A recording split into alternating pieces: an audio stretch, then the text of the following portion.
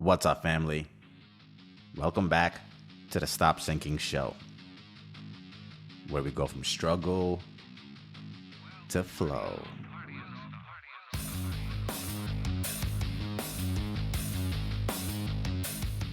I wanted to do something different and start today with a quote. Mainly because this quote concisely puts into words a spirit with which I aspire to live. And I'm sure we've talked about this before.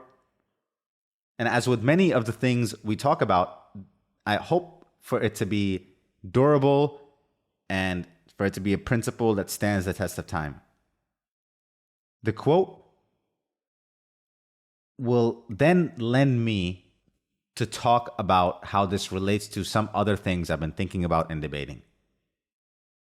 There also might be a part that triggers your defenses when you listen to this quote, finds it unreasonable, and then reasons pop into your head as to why. Hurts, reasons. And like where most aspirations of elevated states lie, we cannot bring our human selves there. So a famous philosopher said, "My whole religion is this: do every duty and expect no reward for it, either here or hereafter." In every one of the things I've ever taken on in my life, whether paid for or not, I've always tried to do it beyond any extent to which it is undebatable whether the task got its just due, as far as my attention, respect, and effort is concerned. None of these things that I gave ever hinged on any extrinsic motivating factor, no dollar amount, no commission, no reward. And I know that for sure because much of this work was done way beyond the work required to earn the dollar amount, satisfy the commission, and most of it done in the dark with no witness. So there was very little expectation, if any, of reward. All of my motivating factors have always been intrinsic. A way to satisfy that inner me who knows that he had one rep left in him, one more push-up in him, one more. And not being able to live with that one more left in the tank has always been my own motivating drive.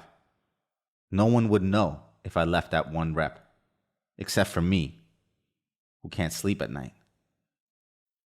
And with that intrinsic motivator satisfied, the reward then is also intrinsic.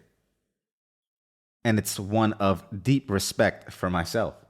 There's great comfort in being able to confidently say, and if really called for outside witnesses who would verify, that when given anything to do, it will be taken beyond any standard of expectation anyone else can impose on me because my own internal ones are unreasonably high.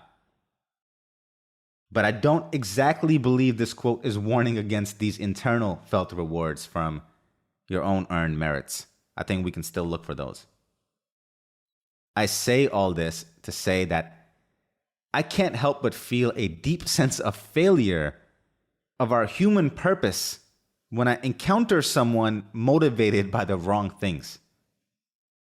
I mean, I guess, who am I to say what's right or wrong?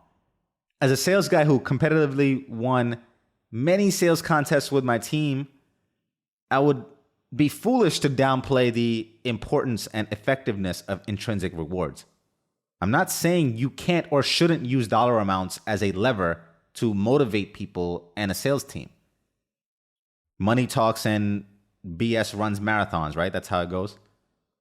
What I'm saying, though, is I guess that there might be a degree to which a person leans too much on being motivated by what carrot they are able to catch, that I start to look at that as a problematic situation and a problematic dynamic in that person. And I guess I don't know empirically to what exact degree I can feel this brokenness. But you can feel it in your gut when you're around someone who, or have hired someone who only speaks one language, if you catch my drift. There's definitely a degree to which when someone crosses it is an uncomfortable feeling in interacting with them or working with them, that they are only after what they can get out of the situation. That's what they're after, is what they can get out of the situation. And I really try not to look at the world in a transaction way, in a transactory way, where everything is accounting and accounted for. So yes, it is uncomfortable immediately to be around someone who is keeping count. Input versus output. Give versus get back. It's all an equation to them.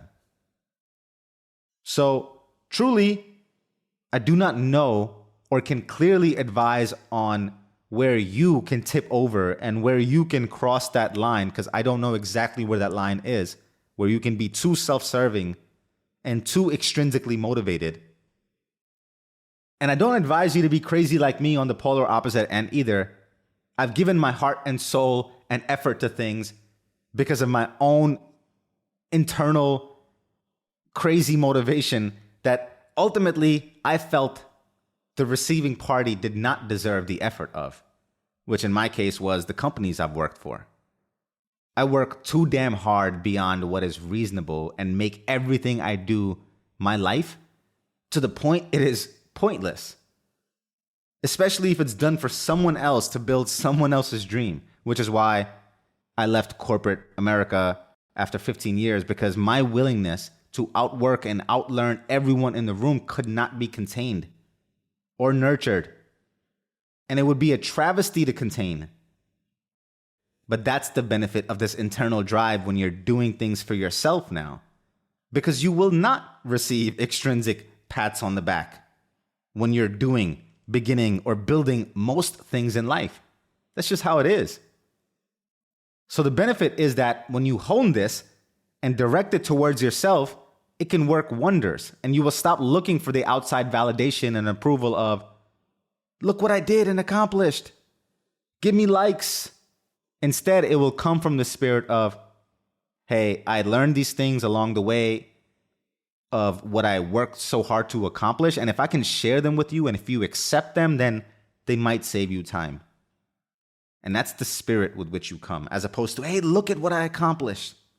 It's more so, here's who I became and how I transformed on the way to my accomplishment. And I would love to share that with you so I can save you time.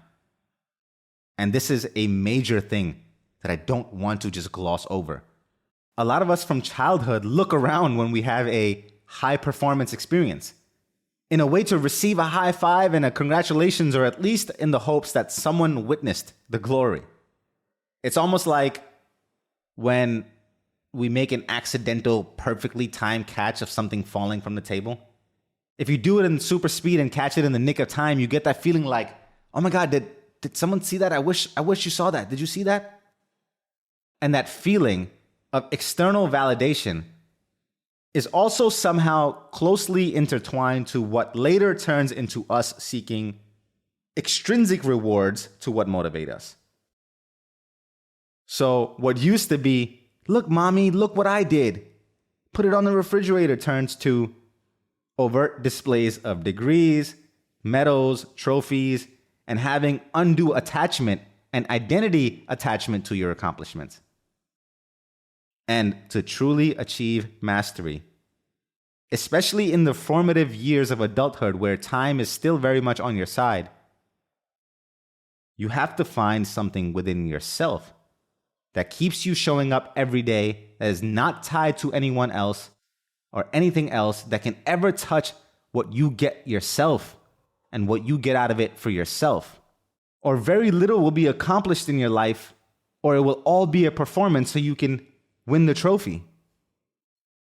Now, this quote and the notion that our religion, the highest form of worship, would be to do things with no expectation of reward, touches me to the very core of my heart.